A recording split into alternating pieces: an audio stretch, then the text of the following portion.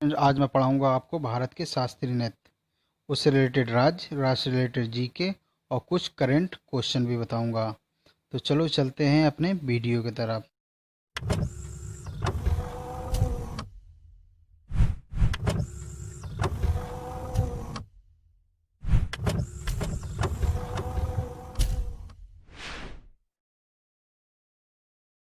Friends, सबसे पहले जानते हैं शास्त्रीय नृत्यों का उद्भव कहाँ से हुआ और ये हमारी परंपराओं से हमें किस आधार से जोड़ता है। तो भारत के शास्त्रीय नृत्य हमें हमारी प्राचीन परंपराओं से जोड़ता है। शास्त्रीय नृत्य से ही गुरु शिष्य परंपरा की शुरुआत हुई।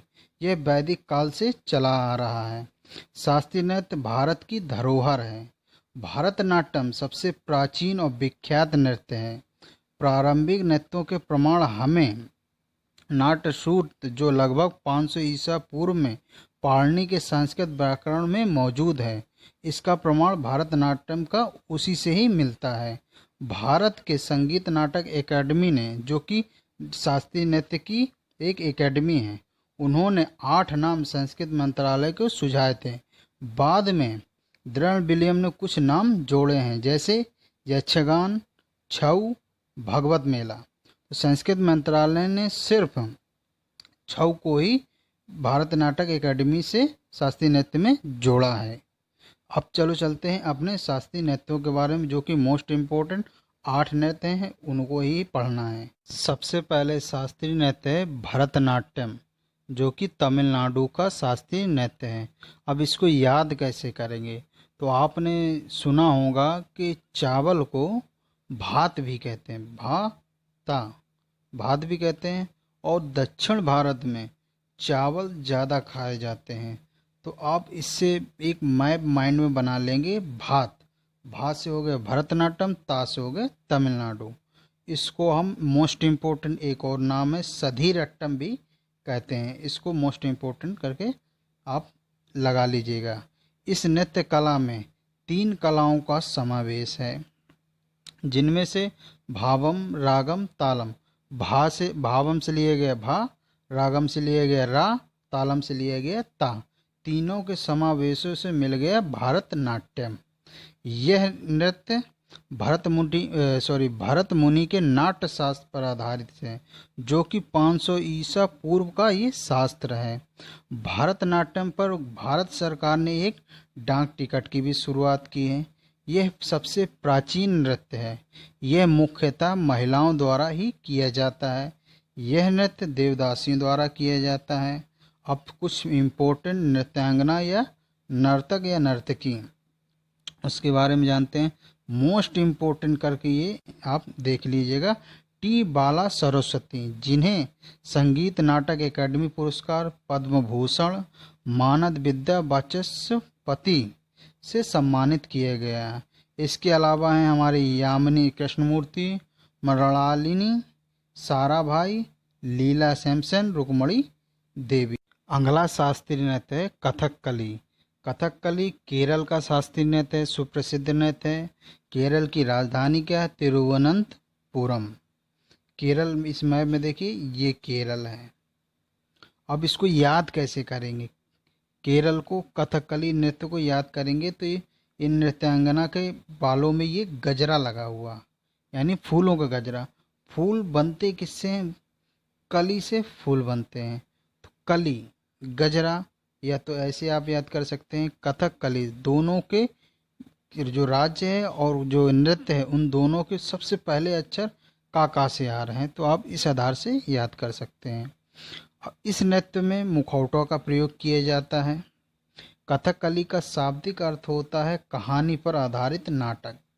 इस नृत्य के जो विषय हैं, रामायण, महाभारत, पौराणिक कथाओं से लिया जाता है और उसको नाट्य रूप में प्रदर्शित किया जाता है। प्रमुख नृत्यांगना या नर्तक नर्तकी हैं मृणाली साराभाई, जो कि भरतनाट्यम भी करती हैं। शंकर कुरु, उदय शंकर, कृष्णकुट्टी, नारायण मेनन। कुछ आपको करंट बता दें। केरल में शिशुओं की मृत्यु दर भारत के राज्यों में सबसे कम है। स्त्रियों की संख्या पुरुषों से अधिक है, जो कि 2001 की जनगणना के आधार पर है। मोस्ट इम्पोर्टेंट, यूनिसेफ और विश्व विरासत संगठन WHO द्वारा मान्यता प्राप्त विश्व का प्रथम शिशु सौहार्द राज्य केरल को बनाया गया है। बेबी फ्रेंडली स्टेट घोषित किया गया है। अब अगला शास्त्रीय नृत्य है फ्रेंड्स, कुचिपुड़ी। कुचिपुड़ी को हम याद कैसे करेंगे, तो कुचिपुड़ी को हम याद करेंगे, और ये है कहाँ का, तो ये है आंध्र प्रदेश का। हमने कोई एक हलवाई मंगाया, उसने कच्ची पूड़ी निकाल दी, क्योंकि वो अंधा था तो कच्ची पूड़ी निकाल। कुचिपुड़ी अंधा से आंध्र प्रदेश, इस आधार से हम याद कर सकते हैं। इस नृत्य का उद्भव आंध्र प्रदेश के कुचिपुड़ी गांव के नाम पर हुआ। इस नृत्य को मुख्यतः पुरुषों द्वारा किया जाता है, और पुरुषों में भी यह ब्राह्मण परिवार द्वारा किया जाता है, और ब्राह्मण परिवार 15 पीढ़ियों से इस नृत्य को कर रहे हैं। इस नृत्य को करने वाले नर्तक को कुचिपुड़ी के भागवत थालू कहा जाता था। कुचिपुड़ी को पुनर्भाषित करने का कार्य सिद्धेंद्र योगी नामक कृष्ण भक्त संत को दिया जाता है।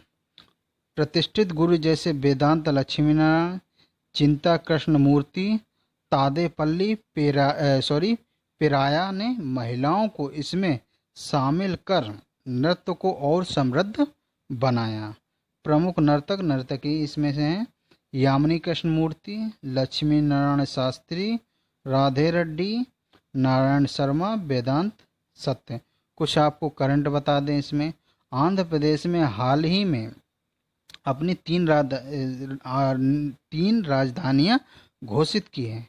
पहली है विशाखापट्टनम, दूसरी है अमरावती, तीसरी है कुर्नल। कुर्नल आंध्र प्रदेश की प्राचीन राजधानी हुआ करती थी, जो कि यहाँ हाई कोर्ट बना हुआ है। अमरावती में राज्य विधानसभा और विशाखापट्टनम में कार्यपालिका को रखा गया। अगला शास्त्रीय नृत्य हमारा उड़ीसा।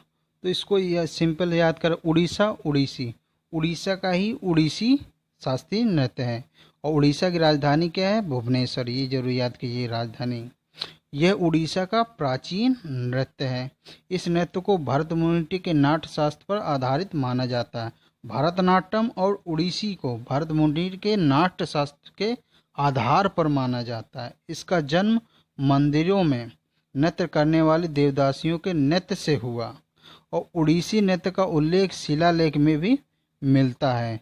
यह शिलालेख ब्रह्मेश्वर मंदिर के शिलालेखों में दर्शाया गया है। इस नृत्य के बारे में ब्रह्मेश्वर मंदिर के शिलालेखों में दर्शाया गया है।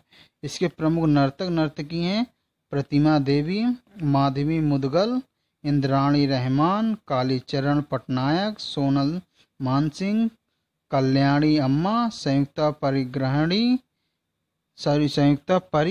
पाणिग्रही, कालीचंद। चलो चलते हैं अब नेक्स्ट शास्त्रीय नृत्य की तरफ। अगला शास्त्रीय नृत्य हमारा मणिपुरी। मणिपुरी शास्त्रीय नृत्य, इसको भी सिंपल है, मणिपुर का मणिपुरी शास्त्रीय नृत्य है। मणिपुर की राजधानी क्या है, इम्फाल। राजधानी जरूर याद रखिएगा, इसीलिए तो हम इसमें ऐड कर रहे हैं। ये हमारा मणिपुर, ये आपको नक्शे में दिख रहा होगा। यह मणिपुर का प्राचीन नृत्य है। ये धार्मिक नृत्य भी कहा जाता है इसको। इस नृत्य शैली में रास लीला का आयोजन होता है। इस नृत्य में ढोल अर्थात पुंग बहुत ही महत्वपूर्ण भूमिका में रहता है। ढोल को मणिपुर में पुंग कहते हैं, ये थोड़ा याद रखिएगा। ये उत्तेजक नृत्य नहीं है, यह नृत्य उत्तेजक नृत्य नहीं है। इस नृत्य को भगवान का आशीर्वाद प्राप्त करने के लिए किया जाता है। इसमें प्रमुख नृत्य और नर्तकी के नाम तो झावेरी बहनें, ये मोस्ट इम्पोर्टेंट है।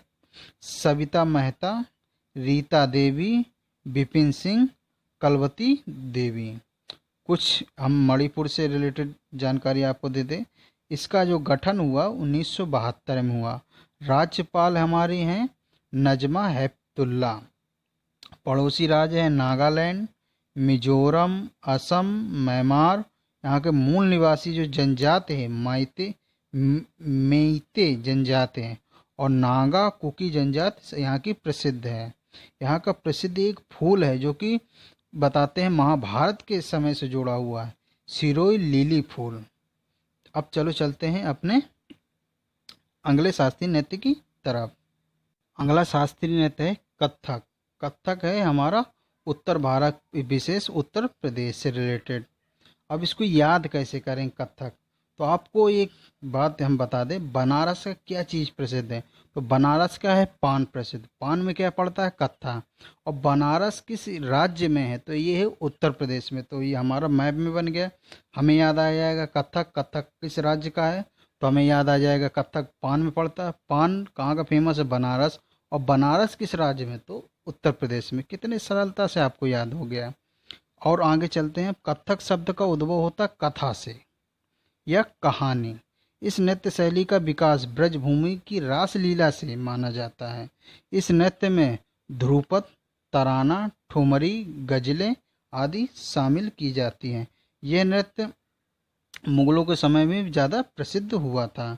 प्रमुख नर्तक और नर्तकी बिरजू महाराज, जो कि लखनऊ घराना से हैं, अच्छन महाराज, सुखदेव महाराज, रोशन कुमारी, काजल शर्मा, शंभू प्रसाद, उमा शर्मा और केशव कोठरी, ये यहाँ मतलब इस नृत्य के प्रमुख नर्तक और नर्तकी हैं।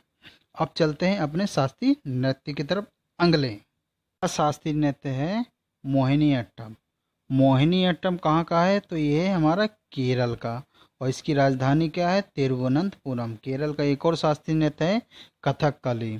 अब इसको याद कैसे करें, केरल का पड़ोसी राज्य है असम। असम में सबसे ज़्यादा चाय की खेती होती है, तो चाय का एक ब्रांड है मोहिनी। असम है, असम के बगल में केरल है, और असम में चाय ज़्यादा होती है, और वहाँ का ब्रांड है मोहिनी। तो आप इससे रिलेटेड एक ग्राफ बना के इसको याद कर लेंगे। इस नृत्य को देवदासियों द्वारा किया जाता है। यह एक एकल नृत्य शैली है। इसका प्रथम उल्लेख 16वीं सदी के मजहा मंगलम नारायण नंबूदरी द्वारा लिखित एक पुस्तक है व्यवहार माला में, उसमें इसका प्रथम उल्लेख मिलता है।